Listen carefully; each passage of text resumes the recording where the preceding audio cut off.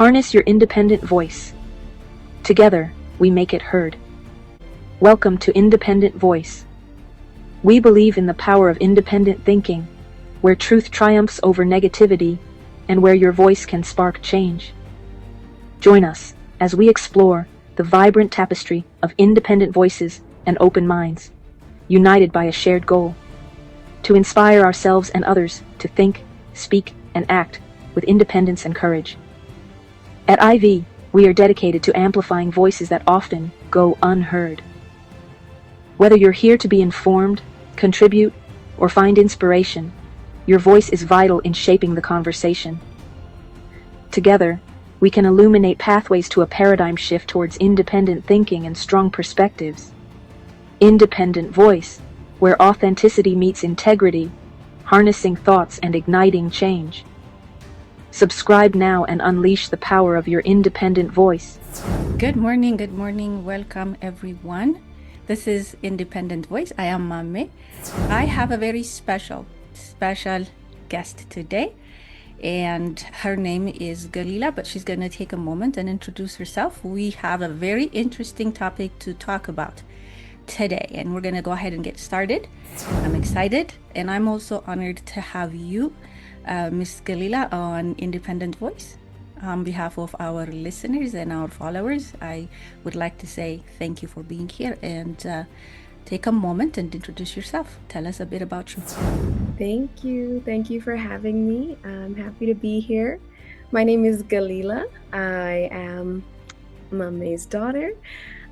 Just to give a kind of brief introduction, I studied at the University of Denver. I got my degree, my bachelor's degree in political science and economics, with minors in international studies and French. I got my master's degree in economics as well. I spent a lot of time taking law courses, political science courses, government classes, global politics classes, and just studying economics for about 5 years. I currently am working full-time. I am able to engage in conversations like this. So very happy to be here. Excited for our conversation today. Thank you so much. You're very modest. I want you to say something about your experience while you were still in school in debates. How about that? What was that experience like? I think the closest experience I have to maybe a debate would have been my senior year of high school. I got to participate in a competition called We the People. It was a part of my AP government class. It was a very rigorous course. It's one of the most important classes I think I've taken, one of the most that have impacted me the most, probably shaped the direction I was going in the future. For a little context, I have been saying that I wanted to be a lawyer since I was in the 4th grade. I do not exactly pursue a legal degree, at least not right now, but I still have a very big love for the law and for studying the law, and I have a deep appreciation for everything I got to learn in that class. There was a big focus on the Constitution. For more context, the competition was about debating or defending certain amendments. You were tasked with reading, a lot of Supreme Court cases to understand the context and the history behind them. It was all part of the course for our AP government class, and it was incredibly thorough. I think it was a very unique opportunity to learn more about our government and our nation and our Constitution and our history than maybe most students have the opportunity to learn. It's where I found my appreciation for the law and legal studies, policy, legislation, and honestly, it is still relevant in my studies for economics as well. So I got to go through that competition, which was really, really fun, really interesting. I think our focus was on the 4th Amendment, the First Amendment, and I think one more, but it's been a little while. So that really opened up my eyes to A lot of the factors that affect our day-to-day life, sort of how our government is structured, how important it is that we engage with our civic responsibilities, how that shapes the future of our nation. So yeah. Awesome. Thank you so much. We are not going to debate today, but I thought that would be a good background for our listeners for you to provide that. This is going to be a mother-daughter duo today. I have Galila with me. I'm so excited. And the topic we're talking about today was inspired based off of a conversation we had in our house, and we were just talking about it, and then we just went on and on and on, and it made sense. As you can see, not because she's my child, but she does have some things to say about certain things, and I thought it would be interesting to bring it out here. And the topic that we have elected and the topic that we talked about that made sense for us to also maybe start having conversation on is, as of lately, we hear about Make America Great. And the discussion we have had surrounded or circled around, when we say Make America Great Again, are we saying, or is it Make America Fight Again? We are going to come at it from a different angle, but I think I'm going to put it back to you, Galila, if we can maybe talk about what your understanding is when you hear somebody say, or as a nation, we say we're going to make America great again. What's the bottom line? What exactly do you understand from that statement, from your generation, from your own background and your understanding? Because everybody's open to interpret this whichever way, and we're going to get to that point. But as if right now, when we say Make America Great Again, what do you think it means? Yeah. To give a little background, when I was a kid, I mean, we all thought that racism, slavery, discrimination, all of that was a thing of the past, like a historic relic. It was easy to kind of point and laugh at it because it just seemed so silly, so ridiculous, and just didn't have any basis or merit in the real world anymore. So as a kid, it was my understanding that all of this had already come to pass, that we had moved on as a society, as a people. So when it come around 2016, I'm 16 years old at this point. That's kind of when things start to pick up around the current president with the movement. And it was a very interesting phenomenon. It didn't make total sense to me. I don't think that he was really campaigning towards people like me, or even necessarily my generation at that point. So to me, I have always kind of had this feeling that, you're a kid, you don't really know much about what's going on. But I never got the sense that the country was regressing. I never got the sense that America was on shaky water, right? When you're a kid, you're like, that's grown-up stuff, and everyone's always so worried about everything, and like, the world's coming to an end. But on the ground level, it doesn't really feel like much is happening.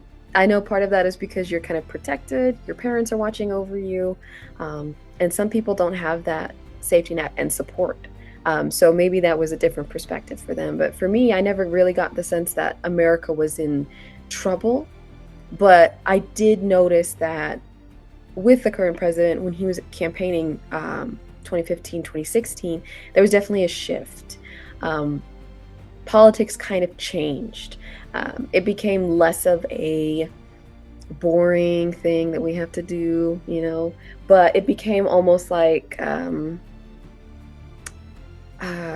boxing match. Like, it turned into entertainment, and not just any kind of entertainment. It was like it used the principles of primetime television, but was weaponizing people's own grievances and their frustrations, whatever they were struggling with, and it was directing it at each other.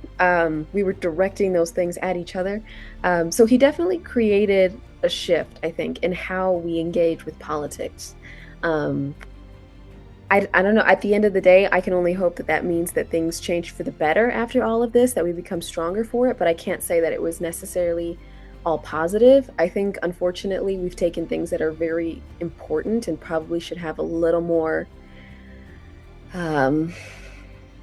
reverence might be too strong a word, but just things that we should probably respect and be a little more cautious about, and turned it into something that can feel really cheap and disingenuous at times. But to the subject of what the movement was actually pushing for, which was make America great again.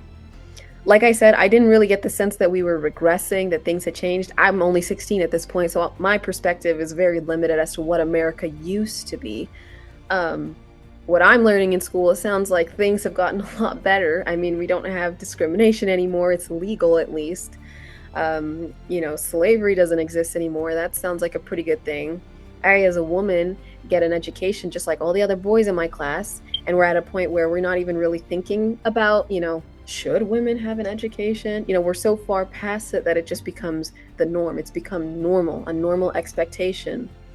So that was just my normal reality. So I don't really have much of a reference of the America he's talking about.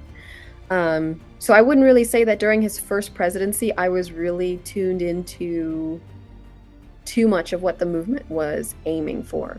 I will say, though, that subconsciously, without really thinking much about it, I think somewhere between 2017 and 2018, I actually started to feel a little uncomfortable saying I'm American, which was never something that I've experienced before.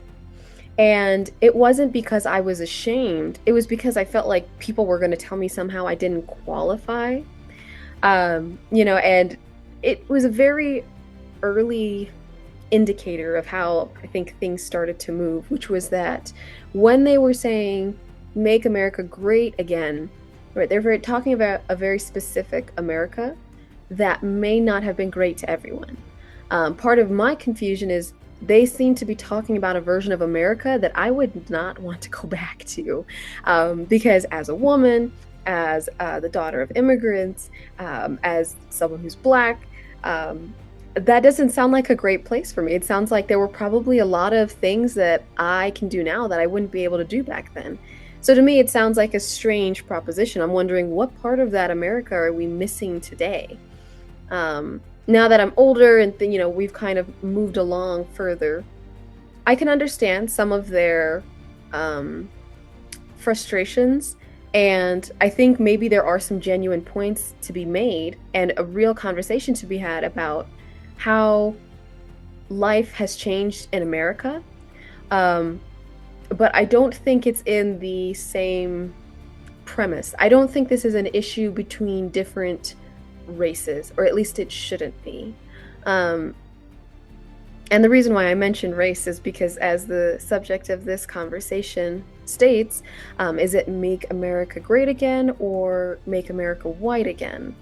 I think part of why race becomes a factor is because people's experience there are experiences which correlate to your race.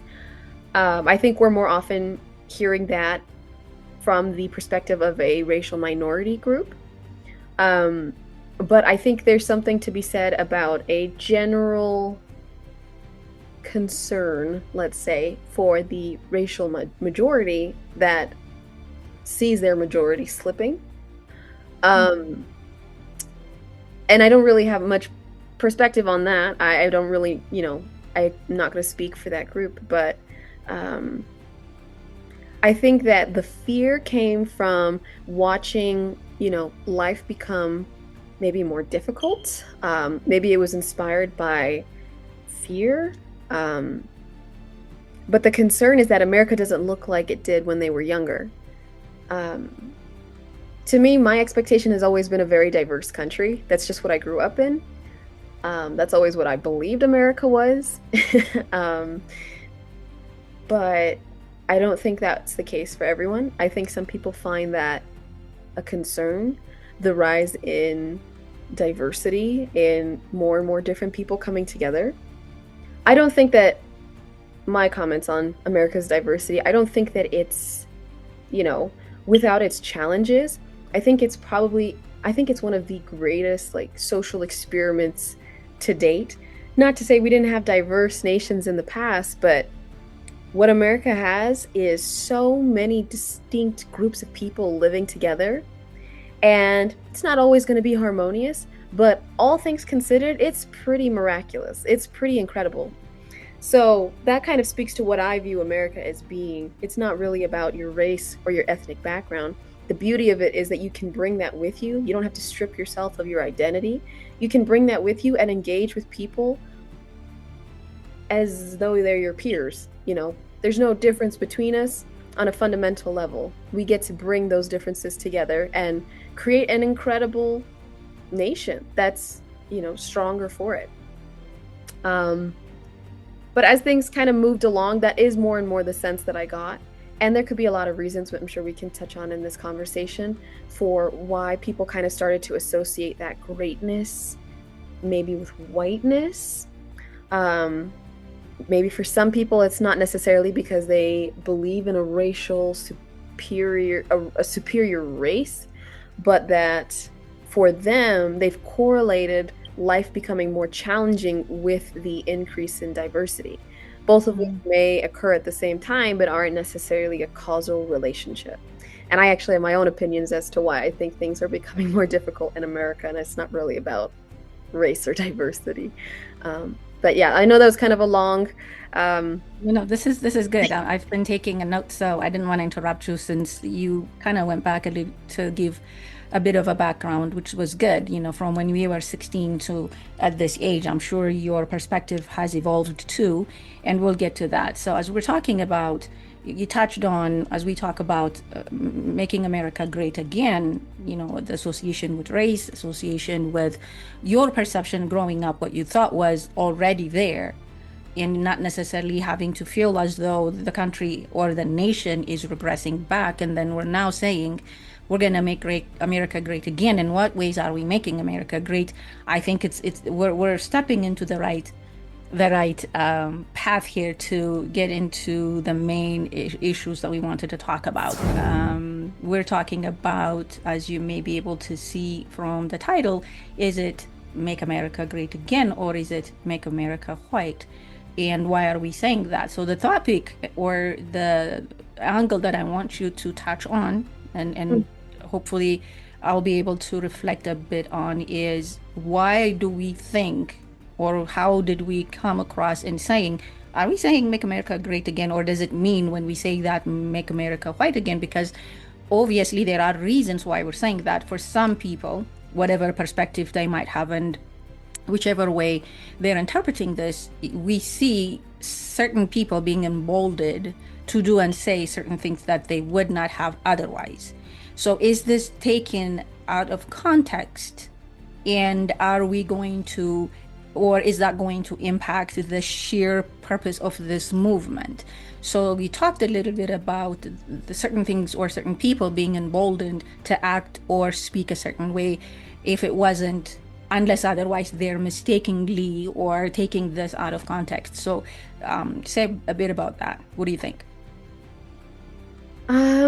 I think that it's hard to separate this movement with the sitting president's perspective on immigration. I think that's why inevitably the conversation of race kind of became involved.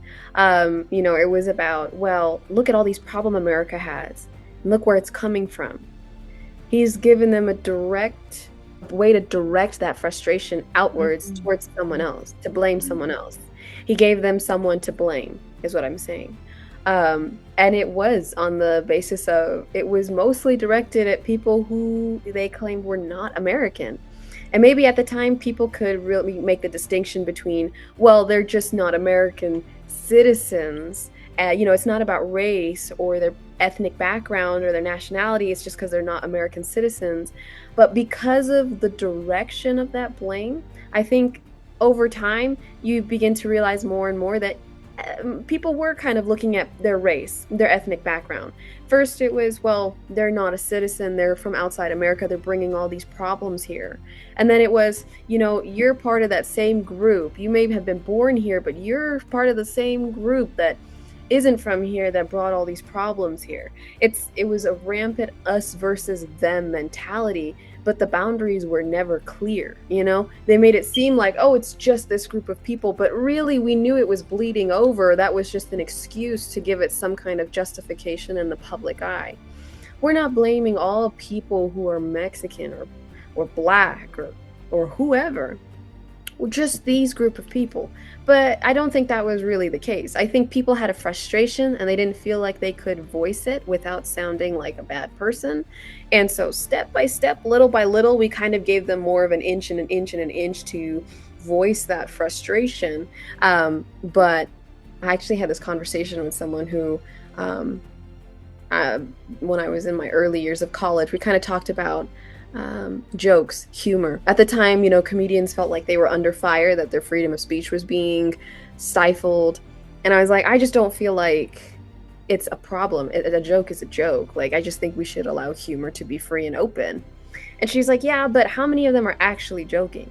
And unfortunately, that's the truth, is that when you have instances like this, maybe some people say, oh yeah, it's just a joke, but really it's people with bad intentions who have the excuse that it's just a joke. And I think that kind of applies here, where maybe not a lot of people actually had those prejudiced perspectives when it came to race or ethnic background or nationality, but I think a lot of people kind of found their excuse, their gateway to exercise those frustrations and that prejudice in a way that didn't seem overtly biased or overtly like racist, so to speak. So that doesn't mean that I think everyone in the group is that way, but I think that when you have individuals who share that perspective, that feel comfortable in your space, your table, your room, I think that's worth considering, you know,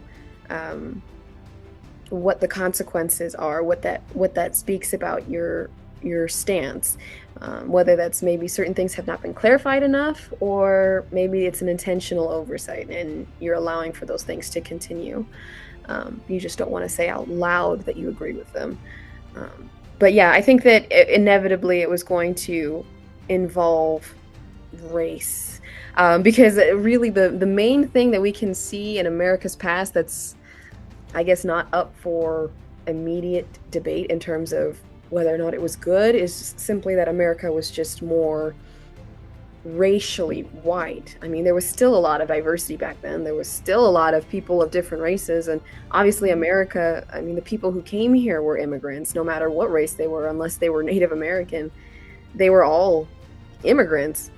But it seems to be that even though originally they kind of gave these general boundaries around who they were trying to blame, it was kind of as though, like the jokes thing, the humor thing, it just kind of gave people a reason to exercise prejudice that they felt like they otherwise couldn't, and gave them some kind of justification for that. Well, look at these problems. Look where it's coming from. This is who the problem is. Associating the current whatever challenges and issues we have as a nation, associating it with, look at all these people and they brought their issues here. If we read every single immigrant, do you think we will be totally out of those issues? We would be free of those challenges, those issues. When we say, I keep coming back to the one phrase right there, make America great again. Okay, what exactly does it mean? Again, in what sense? I can kind of talk about if we're talking about let's make America strong again, economically strong again, in closing the social gap. Let's make the country great again in how we see one another, and not necessarily be completely divisive or polarized, and the gap continues to wide. And make America great again, so we could possibly have differences in political stance, but not necessarily go for each other's throat. We could say, when we want to make this country or this nation great again, we have to go back, all the way back, and maybe even look into the Constitution itself, or how this country came to be and how it was established and the foundation. So is there anything that we've gotten away from what it was and now we want to bring back? So I think clearly identifying those things would be helpful. And the reason why we're having this conversation is, as you indicated, some people feel justified to express whatever frustration they might have, or now they feel as though they have the gateway to express those opinions regardless of how it comes across. I don't necessarily hear that we're saying as a nation we're going to make America fight again, or this isn't about race, or this isn't about assigning the issues that we're facing just on one demographic. It happened to be at this point we're talking about, and there's so much focus on immigrants. Initially, and once again, for those of you who are watching us live, I apologize. When I turn sideways, my screen makes it look like I'm not talking to you, but I am. I'm working off of two screens. We're talking about when we hear, make America great. What exactly are we saying? I think there are people who genuinely think and believe that there are areas that we can make change. And I think instead of just leaving it hanging like that as a statement and a movement, what exactly do we mean when we say make America great again? Because it's open and left for everybody's interpretation, and that's why we're saying, are we allowing maybe people to once again put their own interpretation into it to express that hidden thing that they had within them, and continue to assign any and every challenge that we face as a nation to look at this people, whether it's the certain things are assigned to African Americans, and certain things are assigned to immigrants, and certain things are assigned to make America great as a nation, not divided as a nation. There are certain things I believe we can certainly, bring to a better place again. And I think we could literally start from how we even interact with one another. I think that's a good place to begin. But let's talk about what indications, what, if any, are saying. I know you'd mentioned about, people wanting to express and justify why they held that feeling within them. And now this movement or this one statement allows them to openly express it. What other reasons, or what do you think could cause somebody to be kind of sort of falsely empowered or emboldened to turn this thing into something that isn't?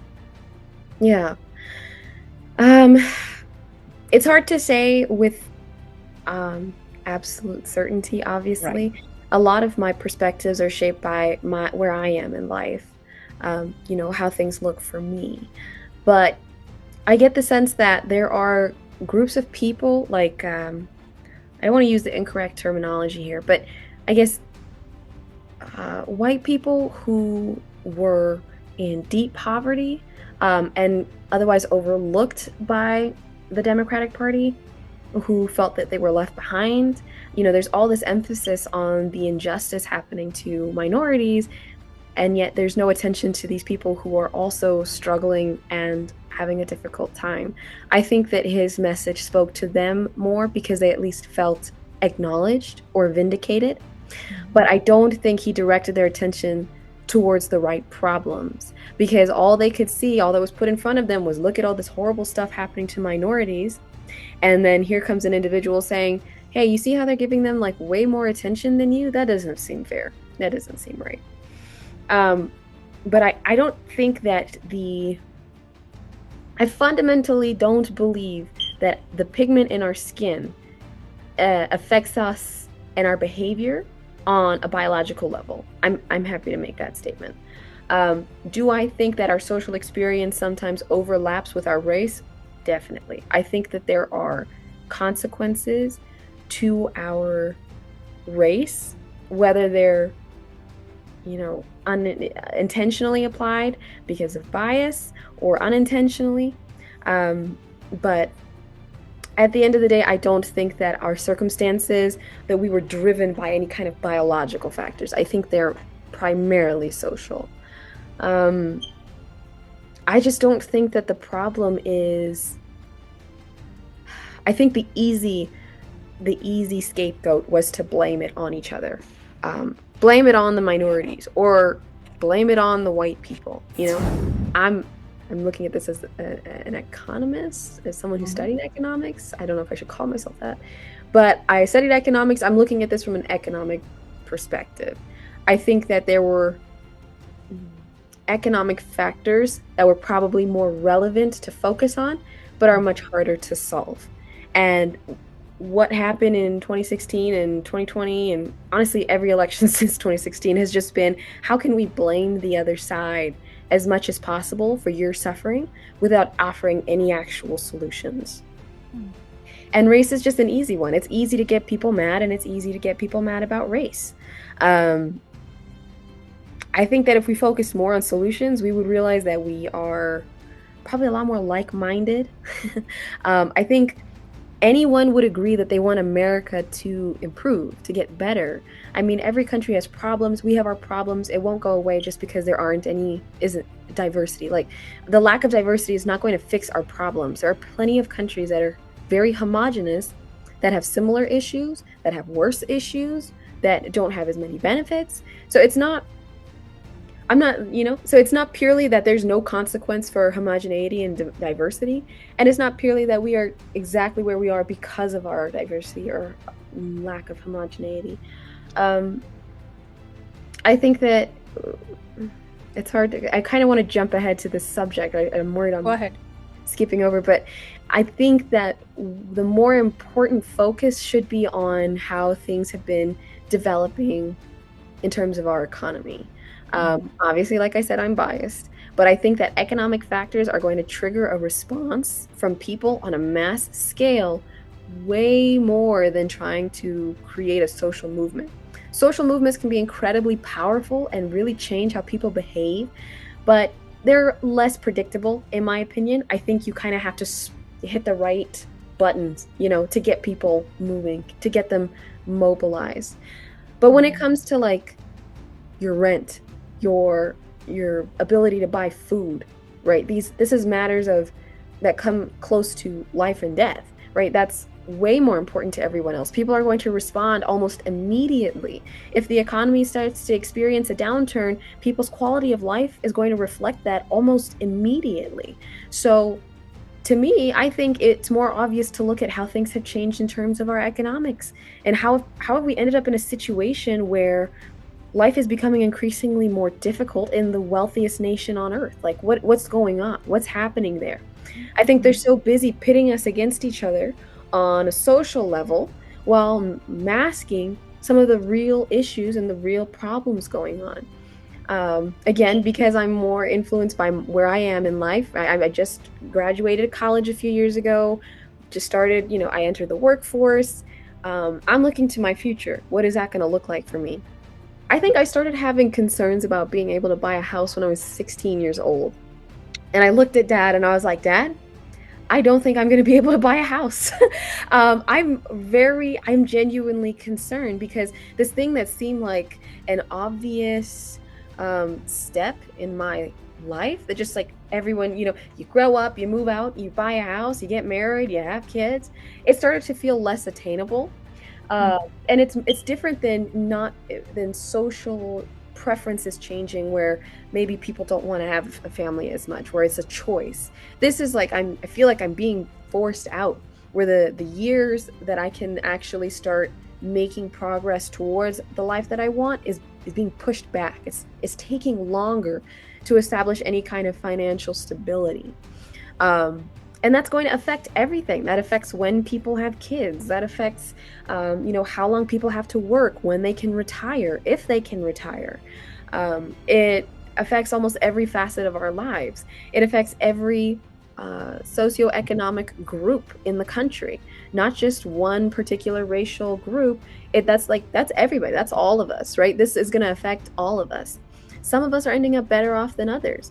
That's not inherently a bad thing, but if we're noticing a trend where the vast majority is moved from a comfortable middle and being squeezed out either to a growing, class of working class people who are struggling, and a very tiny minority of people with an unimaginable amount of wealth, that's going to cause a problem. That's going to cause issues. And I think we're seeing the consequence of that. Like, people are experiencing, it's getting harder to succeed more expensive to buy a house, more expensive for all your necessities. It literally feels like somebody's, you know, the walls are closing in on you. And it feels like the cost just to be alive, just to stay alive is increasing. So it's almost like, when something's nipping at your heels, when there's a comfortable gap between you and that thing, I mean, you're not feeling the pressure, you're not living your life in constant stress. But when that thing gets closer and actually starts nipping at your heels, now you're feeling the pressure. Now you're feeling like, why? I mean, I'm this close to being able to fall off the edge. And then what happens, right? And I don't really think that as a nation we should be in that situation. I think we have the tools and the resources not to experience that. I think it's purely a matter of how we organize. It's been a really interesting transformation in terms of our perspective of the government and what role the government plays in all of this, socially, economically. You mentioned, maybe should we go back and look at how we founded this country, like what it was founded on and those principles. I mean, America had a very tumultuous start. We started by having a war for our independence, right? And honestly, I look at that and I do have a sense of pride. I think that's something to be proud of. I think that we made a shift that at the time was pretty incredible, pretty miraculous, right? We were a group of colonies, and then we fought for our independence because we had fundamental beliefs that just didn't align with the monarchy that was ruling over us. And we were like, I'm sorry, we're going to do our own thing here. And it was kind of like a great experiment. I don't think they really knew what the future was going to hold because they were trying to pave a new path in terms of how we organize our government. And that meant shaping new foundational beliefs, maybe not new, that's not the right word, but shifting the focus to foundational beliefs that maybe we hadn't focused on so much, like what it means to be a person, what are we granted as human beings? What are our God-given rights just for being alive and on this earth? And that shaped, the first the first form of organization. We had the Articles of Confederation, and you're taught in school that did not end very well. It was not very effective. There were a lot of problems with it. I believe originally they met to try and make an improvement, and overall they just ended up rewriting it and creating the Constitution from it. But really getting to learn about what that looked like in my AP government class, what were the conversations they were having? What were they worried about? What did they want for America and its future? I mean, their primary concerns were preventing the rise of tyranny because they had just gotten out of a war with a tyrannical king that they wanted nothing to do with anymore. They felt they were being oppressed by this king. So for their new government, for this new America that was going to be passed down for who knows how long, they wanted to ensure that it could never be put in that position again. So a lot of emphasis on, rights, on how we apply power, how do we grant power and limit it at the same time. Unlike a king that supposes all the power, right, there as a right from God, right, divinely selected, who begins with all the power and may choose to grant some of that power back to the people. With this new America, it was totally the reverse, right? The people held all the power. We make the choice to engage in this quote unquote social contract, in this social group, and we choose to sacrifice some of our rights, some of our own authority over ourselves for the benefit of being able to live in this society, in this nation. And from that, we gain a lot. There's a lot to benefit from it. Like, the way we learned it is, the police, you grant them some of your rights, right? You're sacrificing some of your own rights by allowing them the authority to have authority over you. And the benefit of that is generally having protection, right? When things are happening, when things go wrong, you can call for them to have help. I'm not going to get into how people feel about that, but that is the principle of the matter. Is just that's the idea of this social contract. Same thing with the government. We grant the government authority, right? Not because they have the God-given right to rule over you, but because for the in return for having the benefit of living in this country and engaging in this social contract, right? We allow them that authority. That's not inherent. I don't think that they intended it to mean that you have to submit yourself to the government. The principle was always that the people have the power, and that the power of the government comes from the people. It's a government for the people, by the people, of the people. Mm-hmm. So it's purely us. The government is us, and we are the government, right? Whether directly by actually running for government or indirectly by voting for our representatives. Mm-hmm. That's a huge change from what we had before, right? Huge difference from a monarchy. And they had a lot of conversations about what that meant. What I feel that has happened in the last year, primarily, it feels very disconnected from that original goal. I think that because we've been able to drum up so much dissatisfaction, frustration, anger, irritation with one another, we become more willing, and I get it, right? When you're frustrated, sometimes you don't care about the consequences. You're just like, yeah, I'm just gonna light this thing on fire. I don't even care. But I think because of that, we have become more willing to potentially sacrifice some of the things that made our Constitution, so fundamentally different and important. These are fundamental principles of our Constitution.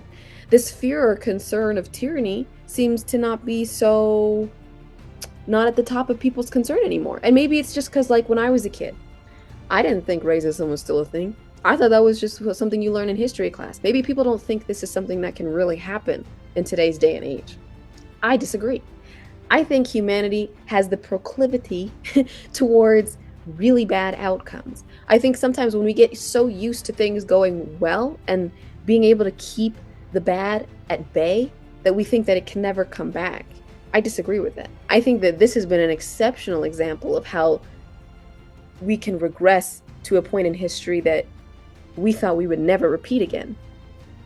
And it's funny because it's not even through pure frustration. It's almost like there's this irreverence, like people think it's a joke.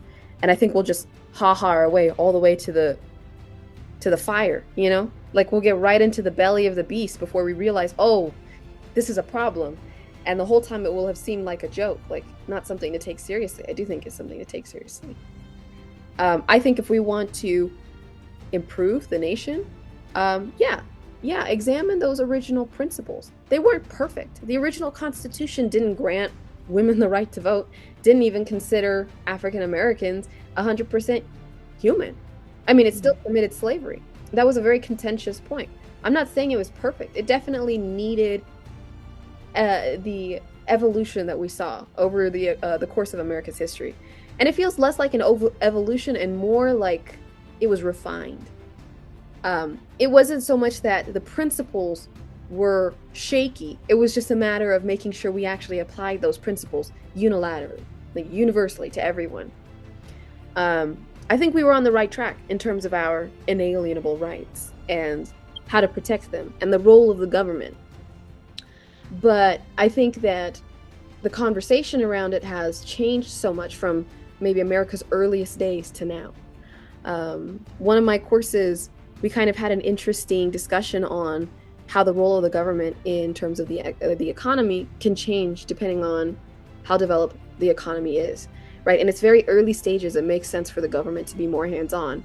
You're trying to organize so many different people who aren't going to be able to coordinate all amongst themselves, right? You're trying to strategically invest and stimulate certain industries so that your nation can develop. But once it reaches a certain point, maybe the government doesn't have to be so hands-on. It can allow it to take over. I think you can use that principle here as well. I think that socially, maybe there are times when the government has to be more hands-on. And the irony is that I think that the more our economy is growing, the more involved the government might have to be. I don't really care if people think that's socialism. I think that one of the best defenses of capitalism is to make sure it doesn't fail.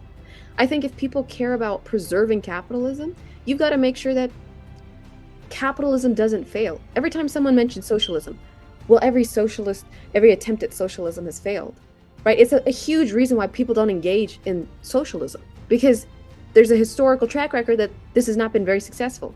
People argue whether or not that was real socialism. I'm not going to comment on that. I'm going to say, same thing applies to capitalism.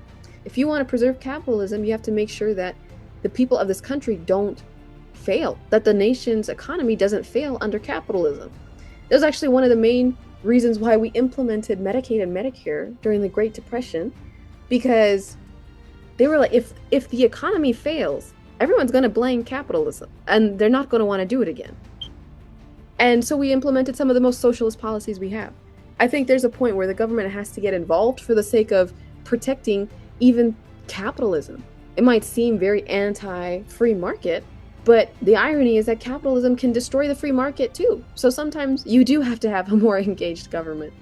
I'm sorry, I ended up spiraling into conversations about economics. I can't help myself. Well, once an economist, always an economist, which is it's very interesting to hear you. I have a couple questions for you, Galila. I may take us a little bit back and then we can come forward again. So you said quite a lot about, the whole thing that we're talking about today. Is it Make America Great Again? So what are we making it great to? Great to what? So if we're making it, if we're saying Make America Great is fine, but if we're saying Make America Great Again, then we have to find out what it is that we're saying again. What were the greatest thing as a nation that we say we have lost? So we need to make sure that we are back to being great again. And I know you touched on the economy. I think making the economy work for everyone is a great thing. I don't think any one of us would have any qualms about that. You talked about your generation. I think when you speak for, as your own perspective and how you see things in the future, I think you represent your generation and how they see their future in saying, when I see the gap between myself, where I'm at today and where I want to be, that's where we're talking about how is the economy doing? How is this generation, your generation, is able to achieve what it is that supposedly, quote unquote, the American dream, correct? So if we're talking about we're going to make America great again, to me, when we insert the economy in it, okay, so let's make sure that the economy works for everyone, not the selected few, not the elite, and not this, that, and the other. And then you also had mentioned about if we focus so much into just the social aspect of it, then it is powerful, it's a movement, but then it's not as strong of a foundation for to use it as a springboard to further the country, whether as a nation, as a within the economy and all that stuff. The question that come to mind as you were talking about these things before I move on to add another layer is, how do you feel as though, and I know you talk to people, do you feel as though your age group feels the same way about how you see the country as a nation, and how you described from your perspective what you see the future to be and what it's presenting to you, and when in that sense insert the statement Make America Great? So do you believe, or do you see, when we say we're going to make America great again, does that give you a sense of hope, a sense of, if we do A, B, C, and D? Because what I'm getting at is somebody needs to describe what that means. It's a tagline, right? We're saying it. It's very vague. And it's very vague, and that's why we're saying, so it could possibly be mistaken to mean something else to some other people, because we live in the world, we hear things, we're on social media, we know how it goes. We talked about it initially. For certain people, it kind of gave them that emboldenedness, or felt bold enough to express or justify why they feel a certain way, or the attitude that is coming out from people. So even though we're not saying that, they might hear that, right? I've never heard anyone, including the person that came up with the entire thing, to say we're making America white again. Whether it's strategically done, or whether we're being intentional in keeping it vague, I don't know. But I'm just saying, I want people to hear us, two very little voices over here, but we could be a force to be reckoned with. I don't think that's what I don't hear it. I don't necessarily hear when we say make America great again, we're not saying make America white again. But as we're saying this, there's this huge conversation and huge scuffle about the immigrant group, right? Yeah. So that is why I'm saying if we are not in front of it, if we don't catch up with this thing, this could be interpreted so many different ways. Yeah. As we're hearing it, people are out in social media kind of expressing sort of the same sentiment that we're talking about. Even though they're not saying it, they have been emboldened to say, I will use the very famous statement that lately we keep hearing, go back to whatever place you come from. I'm like, well, you first. Right after you. How do you feel about that? So I know I gave you layers of questions. If you can talk about whether or not you feel as though your generation or your age group feels the same way, in terms of how you feel like the future, what the future holds for you, for your generation. And when we say make America great again, in what ways do you think America should be great so that your generation does not feel as though the gap is widening from what you want to see yourself in the future? I want to start by saying that I think that I want to be a little more clear about my position on this. I think that the vagueness is intentional. And I think that they have very expertly used that vagueness to say things without really saying them, you know? And I think both sides engaged in this, but I think currently the current administration has been very intentional about using that empty space to fill in the blank. Because, I mean, I could take any point that supposedly seems vague or unclear, right?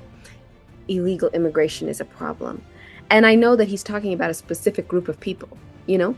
I mean, with all of the raids going on, I mean, I've heard a couple of people who weren't Latino, who weren't like, you know, from South America. So even though he's saying immigrants or illegal immigrants, right? I know the group of people he's primarily talking about.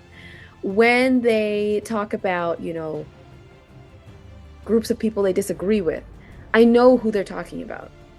I know the age range or the cities or the general regions that they're talking about.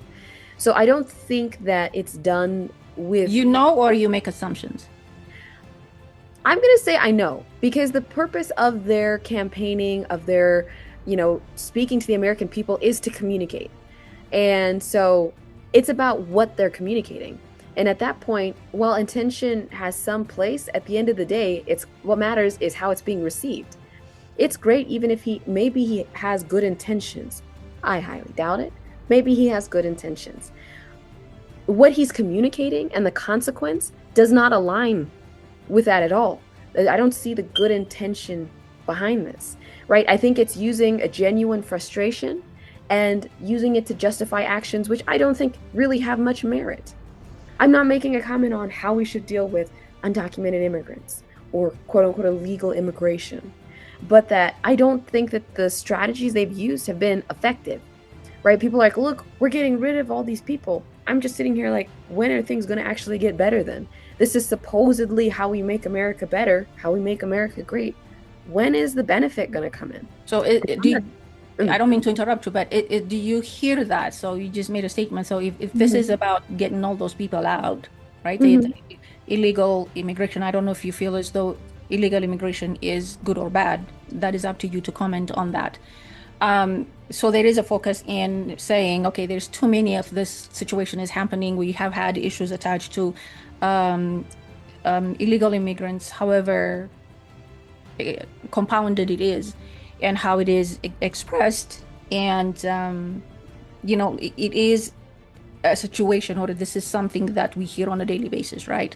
This is where we're hanging on the term illegal immigrants are making difficult for the country, and some people talk about it attached to economy, attached to the inflation, attached to crime, attached to so many different things. And then there are some people that talk about because they are here illegally, they're causing economic stress on the already stressed out economy, as the nation is facing. And some people would say, if the Constitution says, or if our law says you shouldn't be here outside of the legal way that you needed to be here, and that's not legal, and then you cross the border illegally, you broke the law.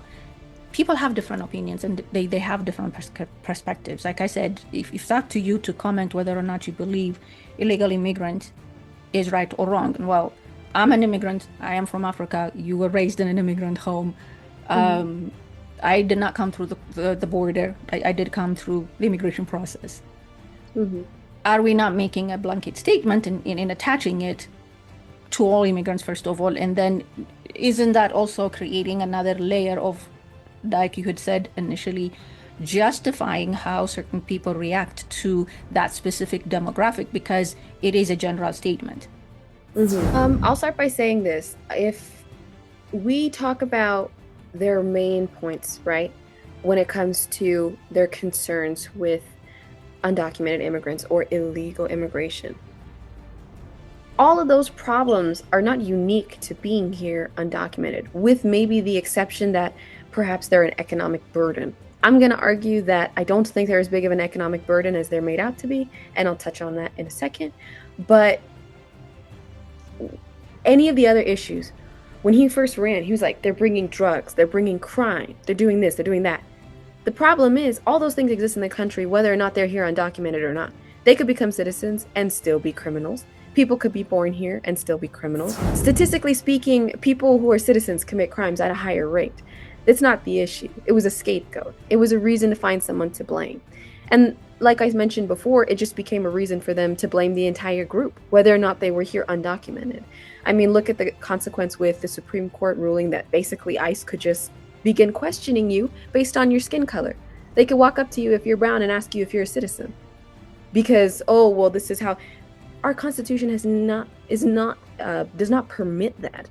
We used to have issues with stop and frisks where police in New York were stopping black men disproportionately just to check because they were suspicious, So we could say this started with, the concern over illegal immigration, but at the end of the day, that's not where it stayed, because that was never really the point, I don't think, right? It became, we can question you about your citizenship based off the color of your skin. Whereas before, if you hadn't committed a crime, you had no reason, you couldn't be forced to identify yourself, or you couldn't be forced to engage with police if you hadn't committed a crime, if there wasn't a reasonable suspicion. They've now applied race as part of reasonable suspicion. I'm not using those terms highly technically, so please don't jump on me for that. I'm not saying literally they have defined reasonable suspicion as including race. I'm saying it can now be considered a factor, which before would have been under the highest level of scrutiny. Any kind of distinction on the basis of race is under the highest level of scrutiny. And that is actually a technical term in the sake that we have three levels of scrutiny, the highest being race. Any law passed that has to do with race undergoes the highest level of scrutiny. Any law passed that undergoes that affects people on the basis of gender is the second highest level of scrutiny. And then I can't remember the third off the top of my head, but it's the reason why we even had affirmative action to begin with. That was something that allowed the differentiation in how you treated people on the basis of race, but it underwent the highest level of scrutiny before being permitted. Gendered bathrooms, the reason why we can discriminate against men and women in the terms of the bathrooms that they walk into is because it underwent the second highest level of scrutiny and was determined to be constitutional. So that's what I want to say, is that the main issues that they're focusing on, doesn't even have to, it's not going to go away just because suddenly the undocumented immigrants have been removed. It's not going to fix the problem. Crime will still be here. I don't even know how much crime will be reduced. And I mentioned the economic burden, right? There's a lot of ways that they're paying taxes that they don't even get to benefit from, right? Maybe when they're paying taxes at the fuel pump, right, they're able to benefit from the maintenance of roads. That's great. But they end up paying taxes in a lot of ways, and they don't even get to benefit from the social programs that those are meant to fund. So I don't really believe in the idea that they're as big of an economic burden as people say. But let's say for the sake of this argument, they are. I'm still going to argue that they're not nearly as big of an economic burden on the average American as some of the other factors that I believe affect our economy, right? We're talking about, if we want to talk about subsidizing people's lifestyles, people subsidizing people and paying for them, I'm more concerned about, why do we give corporations massive subsidies? Why is it such a sin to give subsidies and government handouts to people? But it's a economic stimulant to subsidize corporations and make things easier for them, as if somehow their wealth will trickle down to us, right? I made this argument before. Being in proximity to wealthy people does not make you wealthy. You will not become rich by association. And so the reason I mention that is because in my economic studies, there are different schools of thought, and there are those who believe that we should be as free market, as laissez-faire as possible, meaning hands off. Don't touch it, just let the market do what it wants. I don't think that's the right approach. I think it's silly to think that humans, which are messy, impractical, inefficient, inconsistent, unreasonable, are going to magically sort themselves into the most efficient outcomes possible, first of all. Second of all, efficient outcomes does not equal ethical outcomes. I have an example I like to use. It's a little dark, but I use it for the reason to basically illustrate that point. That a corporation, right, they're basing their decisions off their bottom line. They're trying to make the most amount of money possible. I see nothing wrong with that. I view it completely neutrally. That's their goal. They're a machine. I see it as an equation, a machine. It's meant to increase its output as much as possible.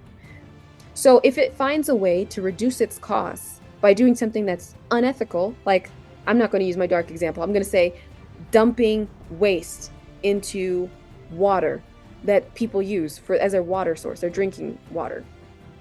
It's cheaper for them. That's how they make money. They need to make the most amount of money possible. In terms of economics, that's completely rational, because in economics, to be rational, your actions simply need to align with your goals.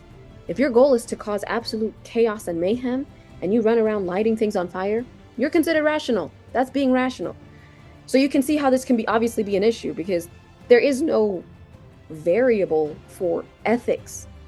But we're living in a society. We're living with each other. We benefit from having some kind of ethical framework for people to operate within. It's not strictly just about making money. We're a social species. We're interacting with each other, right? And our government does have a lot. When we forbid murder, right? My government teacher phrased this. He said, "You are oppressing murderers." That is what the government is doing, but you're doing it for the greater good of the society. I think the same thing applies with economics. You can have incredibly negative outcomes for the whole of society that makes a very small group of people very wealthy. Unfortunately, they are incentivized to behave that way.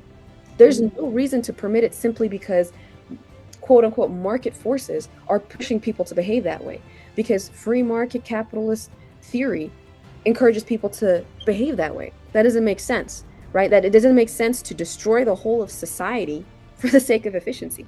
And I think that the misconception people have is that those two things will align. If our economy is successful, then the country will be successful. But unfortunately, the success of one does not necessarily mean the success of the other. And when I say one and the other, I'm talking about people in the country. I mean, one person being successful does not mean the other can also be successful. Sometimes it's a direct competition. And inherently, there are going to be people who lose. I don't have a problem with being rich. I don't have a problem with other people being rich. I just think you need to allow people to live life comfortably, right? If your greed becomes so insatiable that you now have to, I said this to you, you have to put your little hand into the mouth of a starving child to pull out the $6 a day of SNAP benefits that they're getting because that's just too much to let go from your pocket. That's too much. I think we stand to benefit from creating a social safety net. So when we talk about, undocumented immigrants are an undue burden on our economy, I'm sorry, I just don't think that's the case. I don't think it's the biggest problem to focus on in terms of burden on the economy. People will have their opinions on that, my main concern, none of the issues and concerns I have are going to be solved. Even if every undocumented immigrant disappeared tomorrow. If anything, I think that would cause more problems, and I think that's actually happened. Um, in maybe unintentionally, but I think it actually caused more problems because it turns out they were contributing to our economy, and we don't really have a way to replace that workforce without prices skyrocketing. Now, I'm not necessarily happy about the fact that people have to work for so little, but the idea that they didn't benefit us is absurd. I think that there was a mutual benefit there. Right. So do you agree? Do you agree to kind of maybe put a little bow on this one? Do you agree that, though, in terms of people outstaying their legal status and mass immigration or mass migration into, through the border, whichever way they are doing it, is that good or bad, whether it's on economy, whether it's on social connections, in any way? Do you see that having any kind of negative connotation? I think that for some groups of people, they're going to view it as negative regardless. I don't have one broad stroke of this is objectively good or this is objectively bad. All I can say is that there are some certain instances where I can see the benefit, like I mentioned, but there are people who are upset by the fact that the current racial majority is slowly becoming a minority. Genuinely, that is the concern they have. Wow. The concern is a cultural shift. They don't like the fact that they feel like they're going to become a cultural minority. That has nothing to do with economics or efficiency or whatever. That's just a personal preference. That's a personal concern. There are, what else is there? In terms of the concept of mass immigration, I think that's actually more of a social concern long-term, for the reason I just mentioned, than an economic one. Because economically speaking, America is very lucky that we have a way to subsidize our population in a way that a lot of developing countries do not. I don't know what the reason is, but for whatever reason, when countries begin to develop, when they industrialize, when they become, their economies develop, the birth rate hits a deficit. It goes into a deficit. And the thing is, we know what happens. We know how to get a country from having an overpopulated country to not so overpopulated. You develop their economy apparently, but we don't know how to fix it once it's in a deficit. No one's figured out that problem. That's why you have these weird conversations, these weird interactions with the government trying to coax women to have babies. Like that's like as if women were having babies as any relation to the government. It's so strange and surreal, right? These are huge lifelong decisions. No one is making that decision because someone's like, I'll give you $300 if you just have a baby. Here's a tax write-off. Like it's an incentive, but at the end of the day, I don't think you're going to make as big of an impact on the deficit, the birth rate, by trying to pay people to have babies. I think that you should make it easier for the people who already want to have children to have children. Because right now, no matter whether you want to have a kid or not, it is economically very challenging. It is challenging to sustain yourself as an individual. Having an entire family, exponentially difficult. It's getting harder and harder. I think they just announced that the cost of groceries for a family of 4 just hit a record high of over $1,000 a month. That's insane. So you can't have the context, the environment that everyone's living in, make it difficult to have a child and then be like, I think the problem is women don't want children. That's not the problem. They're responding to, like I said, economic factors. And maybe the social preference is changing. Maybe there aren't as many women who want to have kids. There are still a lot of people who want to have a family, who want to have children. But they have economic obstacles put in their way. And it's only increasing. So America's lucky because we have an out. I remember one of my earliest classes, we were looking at countries that would have the top 10 most populated countries. And currently, America's in the top 10. And in the next 50 years, America will stay in the top 10, from what I understand, because of how much immigration we have. we are subsidizing our own population with the people who are immigrating here. Now, people might wonder, well, why do we need to, subsidize our immigration? I'm sure people can see the consequence of a population depleting, right? Decreasing. It's one thing for your population to grow. You can use that to grow your economy.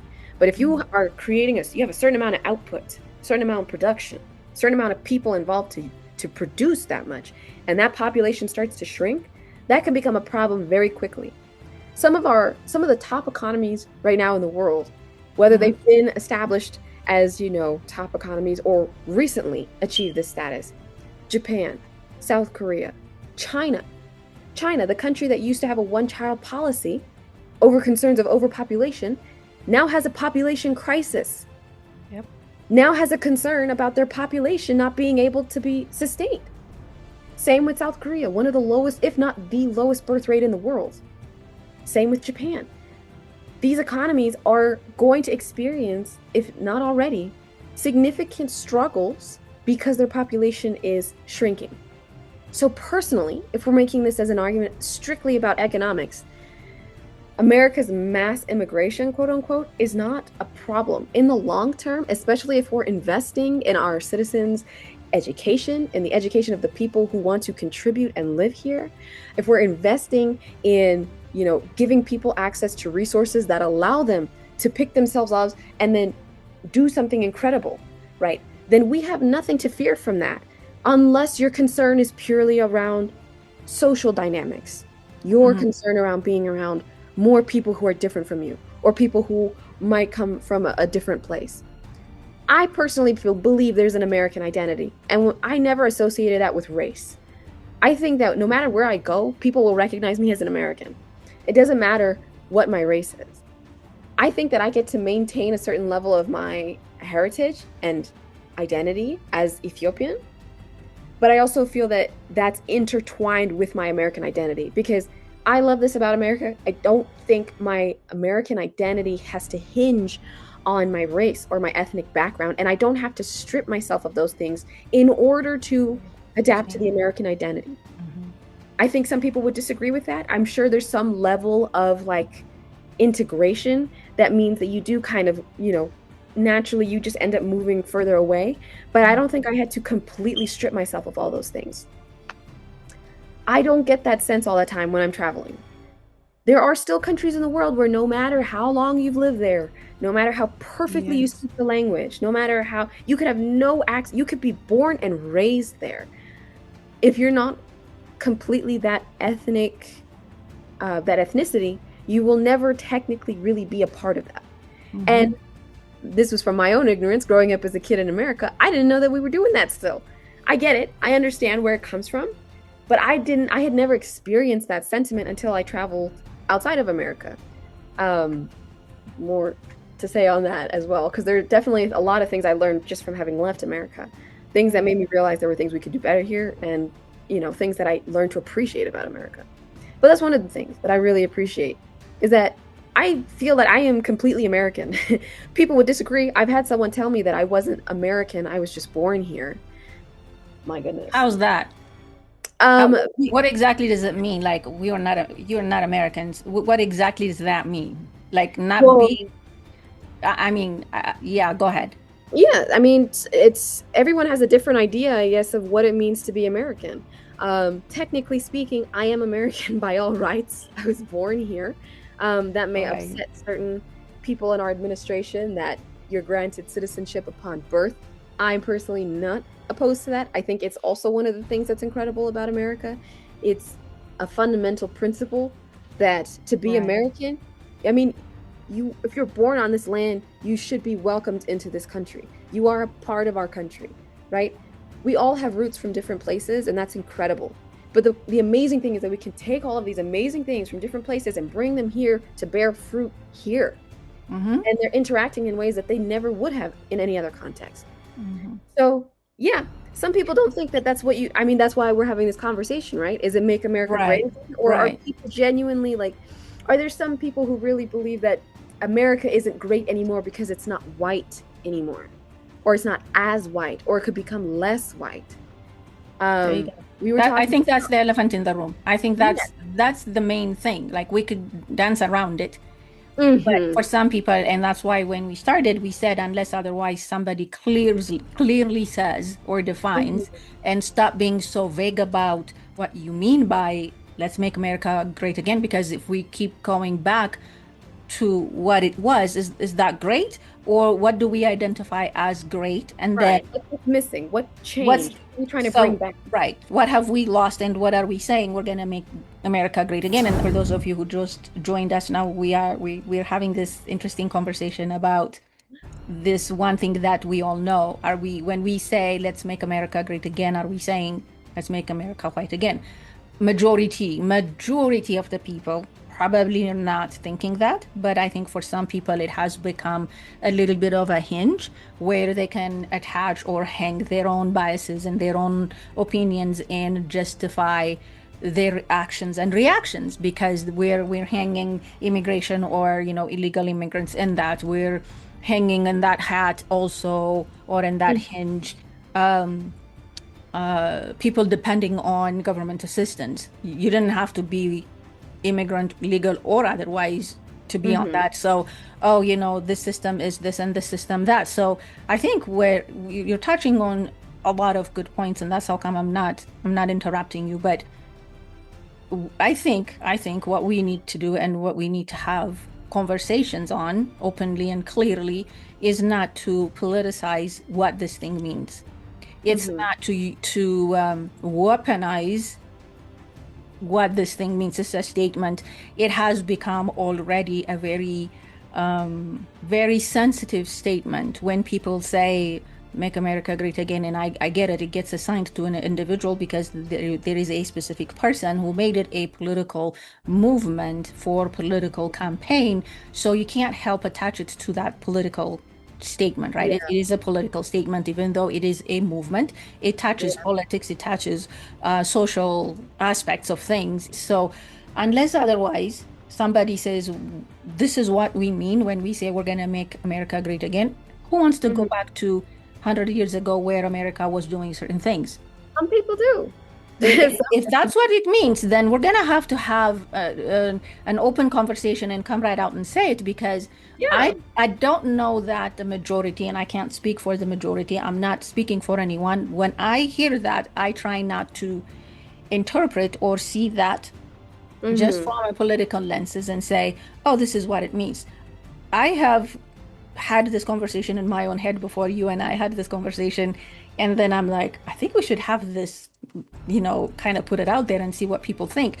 I think every now and then when I hear the news, when I hear certain people, talk about certain things on social media and whatnot, that question pops in my head. Is that what we're saying? Or is people are hearing, we're going to make America great? Are we hearing we're going to make America white? Because I choose not to hear that. I hope that is not what we're saying and that's not what we're doing. But I think there is more to be done. But you said it, if it's being done intentionally, and if we're keeping it vague intentionally, then there isn't a thing we can do. But for those of us who are not necessarily in the vague political world, and we're not using that statement or that movement as a hinge to hang whatever it is that we want on that hinge and play ping pong on it, I think somebody needs to, as a nation, we need to be clear what exactly does that mean and not leave it for anybody's and everybody's interpretation. I want to take a few minutes, Galila, and then maybe do this. So if it was me and I was to adopt the statement, we're going to make America great, I would have stopped there, but let's just say we're going to make America or make America great again. What do you... Important though in that statement, isn't it? It's like that term, one word, again, is very important. Because like I said, if I just stopped, make America great, who wouldn't want to see their own nation, their own country great? When we say again, there is an implication as to some things were lost. Yeah. They're not great. We're gonna make them great. And I'm not going to psych myself to think that there aren't things that are wrong in this country. There are. Okay? For sure. We all know that. Mm-hmm. But if we're going to then continue to attach the whole statement, make America great again, I think as a nation, we need to start thinking about it and saying, in what ways are we making America great Mm-hmm. again? Okay. Mm-hmm. Mm-hmm. So what does that again mean? To Yeah. to to what are we making great again? Because we talked about it. I mean, economically, um, owning a home is becoming more of a dream for your generation, and you can speak on that. I don't know if you guys are talking about this in your own circles, We and are. I'm pretty sure I would love to have anybody in your generation to come and have this conversation, because I think it's an important conversation to be had. But if we Mm-hmm. were going to say, make America great again, what are the things that, based off your experiences and all the things you said, and maybe even in the back of your head thinking about what your circles of friends are saying, what would be that great? Like, if we're going to make anything great again, name 3 things that you think ought to be great again. Okay. Um, I think this is a good question. I think the again is important because they're saying something has changed, something has been lost, right? From my perspective, I'm looking back in history, I'm wondering, what have we lost? All I see is a gain. But that's because that's from my perspective. Maybe others feel that they've lost something in my gaining something. Um, The problem, you kind of mentioned this earlier, that you don't see "Make America Great" or "Great Again" as having to include all of those other less savory implications. I think the problem, though, is that it has become a movement that is a tool, right? What that tool is used to do, I think, speaks more to what it's for than what the initial intention was, right? So the problem is, if you see it as a sword, and your intentions for that sword is only to cut away the bad things that hurt people, things are bad, and you want to use it for moral purposes, and maybe the person who created the sword made it with those purposes. I doubt it, but we'll say for the sake of this example, they did. The problem is, so many other people are picking up that sword, and they're not using it for that reason. So at that point, what does it matter what the initial intention was, if the sword is now being used as a weapon and is hurting people?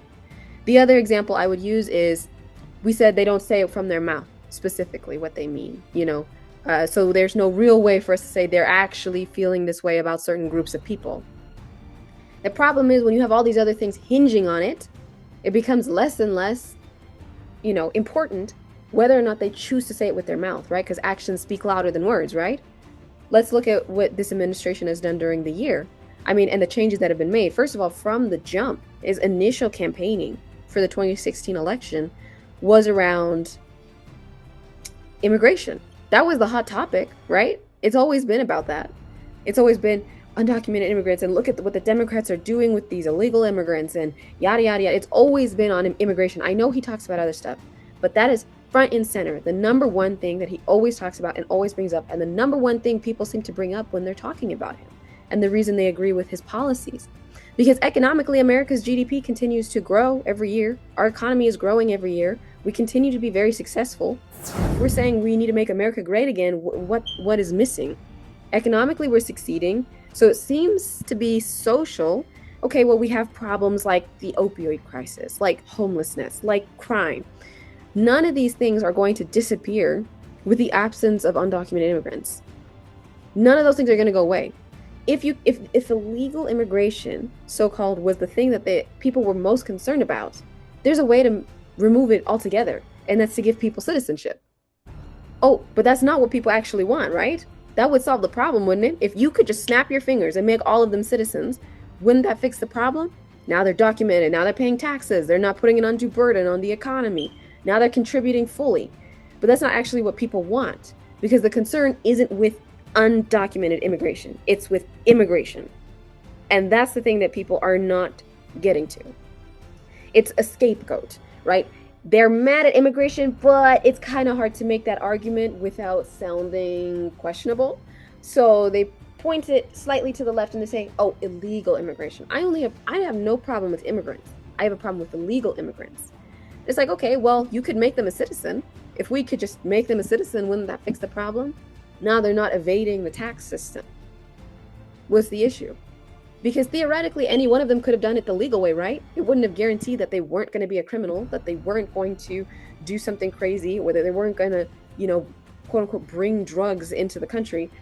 None of that is a guarantee with our current system, right? I mean, sure, we want to, maybe, I don't know if you can, how well you can do a background check, like maybe that's a part of the determination, but none of that's going to guarantee that they wouldn't cause problems once they became citizens. And likewise, being born here does not guarantee you're not going to cause problems or commit crime.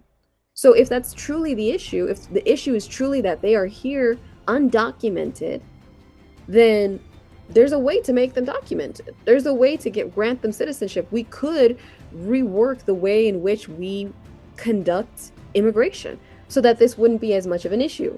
But the problem is, I don't think people actually want that much immigration. They don't have an issue so much with the fact that it was done illegally, but that it happened at all. You mentioned earlier people's concerns with mass immigration. That's what people are afraid of, I think. That's where the fear is coming from. Using illegal immigration, I think, is just a scapegoat. It's something to blame because they feel they have a legal justification for it. I don't think that's what really people are upset about. But I'll wrap it up with the comment about my generation.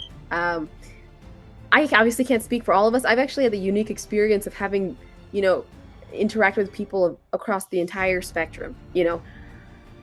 I think for the most part, most people agree on most things. That sounds crazy, but I think that most people probably agree on most things, or even if they disagree on the solution, where their heart is, I think, is in the same place. I think people want what's good for the country. However, some people are a little more inclined towards serving their own self-purpose, or they're less inclined to preserving the well-being of others. There's a much bigger conversation to be had about that, especially in terms of how individualism has kind of killed a lot of the sense of community and a lot of other factors. But the sense of community is being diminished, I think, in America. Instead of rallying together and having a shared identity that we can all fall under, something we can all be proud of and connect to each other over, we have chosen division, right? That sense of connection is not inherent in terms of biology or race. It could be something as a shared experience. One shared moment in history is enough to unite people under a common purpose, goal, or even identity. But we've chosen division because that's what makes money, that's what gets clicks, that's what gets people elected. Mm-hmm. It's harmful for the country. I see it amongst my own peers, but generally, I think there's a sense of uncertainty amongst my peers, amongst my generation. There's a frustration to the way things used to work.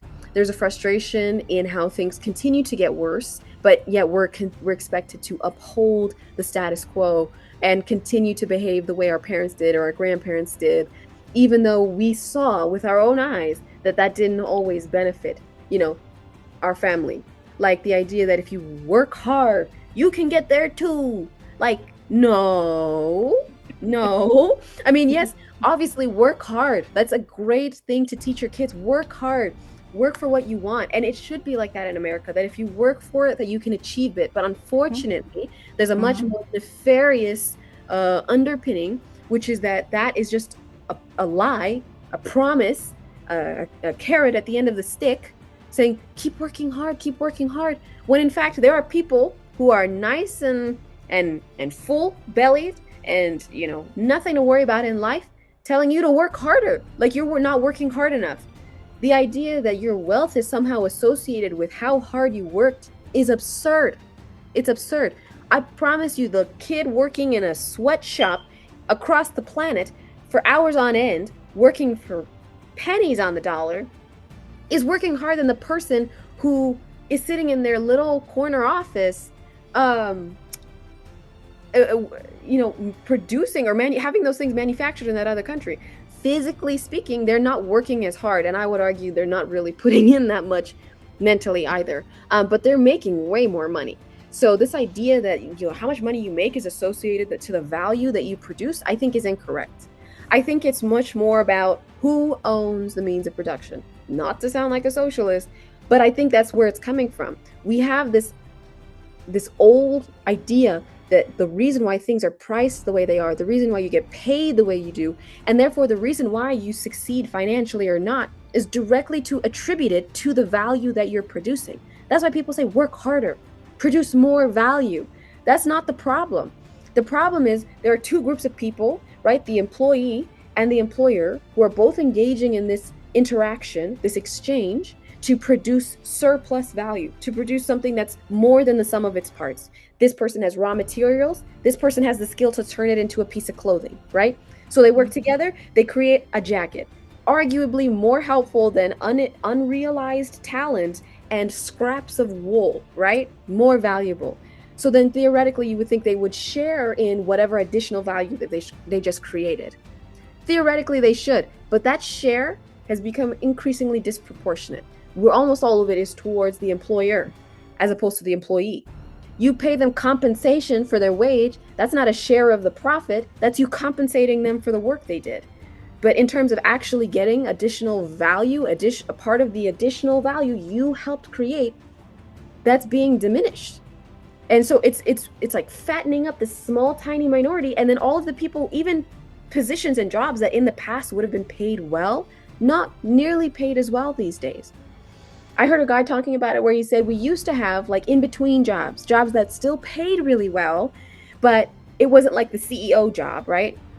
You had a large majority of jobs that if you had a job, you could take care of yourself, you could pay your bills, you could buy your groceries, and then a smaller group of jobs that probably didn't pay as much. This is being shifted down here now, where it's like the majority of jobs no longer pay you enough to live comfortably. The new standard is to work two jobs just to barely afford your life. How is that an issue of not working hard enough? You're literally working twice as hard just to have the same amount. You're being paid half as much. Like the wage is stagnating. That's a problem. Our country continues to grow. The economy continues to grow. CEOs continue to get wealthier and wealthier every year, right? There is wealth growing in this country. Why are our wages stagnated? And they've been stagnant since like the 70s. That didn't used to happen. That's not something that we just have to live with because life's unfair. Our wages used to increase just like inflation, just like everything else. And then something happened and they just started stagnating. That's not acceptable. That means we are literally getting poorer. We're more efficient. We produce more every year. We work harder every year. We work more hours every year. We're more productive. And yet you get paid the same. That is effectively being paid less. You're being paid less. And on top of that, everything's getting more expensive. We are literally getting poor by standing still. So I think that's the main concern. I think that's why when you hear articles about Gen Z in the workforce, like I saw a post or an article that was like Gen Z, by experts see Gen Z as a threat to the economy. It's a threat to the status quo, right? I remember hearing, I was talking to a coworker once and she mentioned how her father either invented or helped basically develop like the T84 calculator, like the scientific calculators. And he worked for that company for a long time. And in the end, just before he retired, I don't know what they did, but they basically like laid him off and he lost his entire retirement. He devoted his life. He was a primary person in developing that technology. And in the end, they still screwed him over. Why wouldn't they do that, right? I'm bringing up the idea of an economic rational agent. Rational does not mean ethical. It does not mean the same thing. It just means that they're trying to make the most amount of money possible. We as a society create the boundaries within which they have to operate. We apply the ethics and the morals. We decide as a society, how do we want our society to be? What do we want to be acceptable? What do we not want to be acceptable? It has nothing to do because we think this is the most efficient outcome for our economics. It is the economic agent that will try to find the most efficient outcome given the boundaries that they're in, given those regulations, right? So I think that's what Gen Z is pushing back against, is the status quo, this idea that if you just work and work and work and work and you slave away for decades, maybe you'll be allowed to retire at 67, maybe 70. They want you to work for cheap because it makes them more money. Why would they benefit you if it means losing money for them, right? If I'm trying to maximize my profits, I don't have an incentive to just give you more money just because.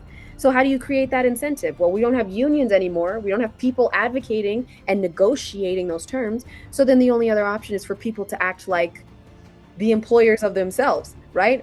They're behaving the same way a company or a corporation would. I feel like I'm providing you a certain amount of value. I don't feel like that's reflected in my salary. I'm going to go find somewhere where it does. Suddenly employers have to compete for qualified candidates. That's how it should be. That's the only leverage we have.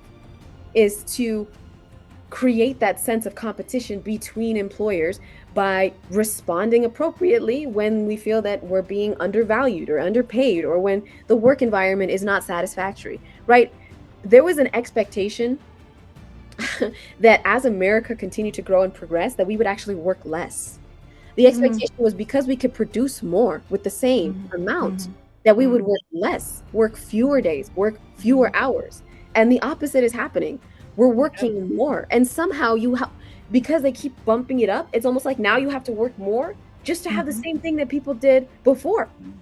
That doesn't seem fair. That feels like I'm being cheated, you know? So people aren't, it's not even just about money. Now it's also about quality of life. A lot of people in my generation care about being able to, I don't know, live a life outside of work, right? We saw these things, we saw what the expectation was, and it didn't look good. I'm gonna be honest. I did not look forward to being an adult so I could work 8 hours, 10 hours a day, every day for the rest of my life. That did not look promising. But the older I got, the more aware I became that I could have control over how I shaped my life.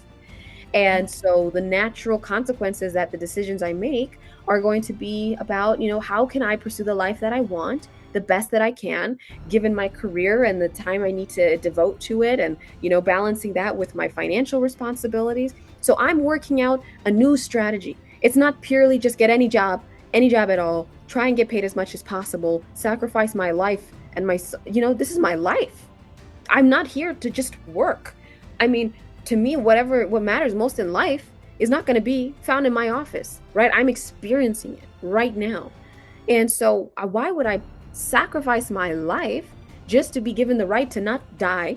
I think, and so, yeah, there's a much more jaded perspective that I think has been useful, because I think people in my generation are more willing to take on consequences that once were considered to be too extreme.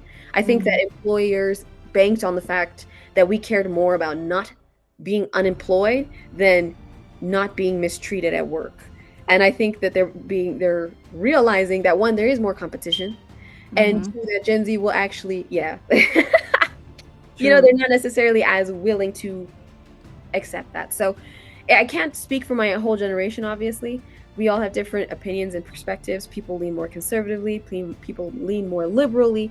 But I think the consensus is that there's some uncertainty about the future, what that looks like for us. It's pretty undeniable that things are becoming more expensive, that it's going to take longer for us to get to where our parents were at the same age. I didn't want to interrupt you. When you get going, you get going. Spoken as economist or somebody who studied economy, you've always came back to that, which is an amazing thing. And I think the way I want to wrap this up is in saying, obviously, and the reason why we talked about you and your generation towards the end is the difference in how we think and the mindset shift. And the generation is shifting, yet certain other things isn't. So what was extreme to even think about the value that was held at that point is different than the value you guys hold. You literally said, why would I want to work to die versus I want to work to live? There is the change there. There is the shift. And I think it will lead us to a different conversation for some other time. But for today's conversation, and for those of you who have been listening to us, when we say, or when this nation is saying, we're going to make America great again, hear me at least. I don't hear in my internal ear or external ear, we're saying we're going to make America white. Are people using this to empower themselves to do and say the things that they have not had maybe a while back? This has been an interesting conversation. I hope it will not be the last. This is the very first conversation we're having. I think we're on to something. I think this is a great conversation and a great topic to talk about. And if for whatever reason, your generation, your circles, or anybody for that matter who's interested in having this conversation, you can reach out to us, and I'll be more than happy to have you as a panel, and we will continue to talk about it because it is very important. I do not want the gap to continue to widen between your generation and my generation. I could see where we kind of drop off in terms of how you see certain things and how I saw things before and where I'm at today. And I've learned quite a lot just listening to you today. And I was able to see how we could have been in different spectrum, but I could also see where we can be balanced. So once again, thank you so very much, not because you are my own child, but because of you are the fruit of this country. You are, as you had stated in your earlier statement, you are as American as they can come. I don't know what else is there to call yourself an American, let alone you who was actually born here. I've always said I am as an American as they can come. There isn't a thing you can do about it. Yes, I wasn't born and raised here. I lived here longer than I lived anywhere else. And I always say I was not subconscious or unconscious when I did this and pledged allegiance to the flag of the United States of America. So with that, thank you so much for those of you who have stayed with us all this time that we've been together. Thank you everyone else that would be listening to this later on, because we just went live and we went for it. Like I said, please reach out to us if you are interested in joining this conversation. I can certainly have you be part of the a panel. I have seen some comments and I am grateful for that. I have read some of it. It makes sense. Yes, you would think the mainstream media will talk about it, but they're not going to. So I'm not saying I'm all that in a bag of chips. So we're gonna be a voice as much as we can, and we're going to talk about it, and hopefully we'll continue to have conversations like this. I am grateful, Galila, to you. I am so proud to call you my child, and keep being and keep doing what it is that you're doing. And I have to say, I am grateful for the education system that actually gave you that knowledge. You went to school here, you've done what you can, and you're still trying to make things better.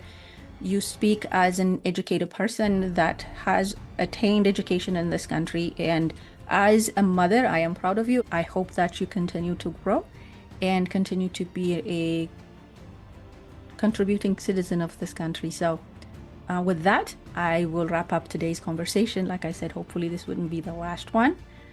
On behalf of our listeners, again, thank you so much, Galila. I am grateful that we have had this conversation. And for those of you who stayed with us, thank you so very much.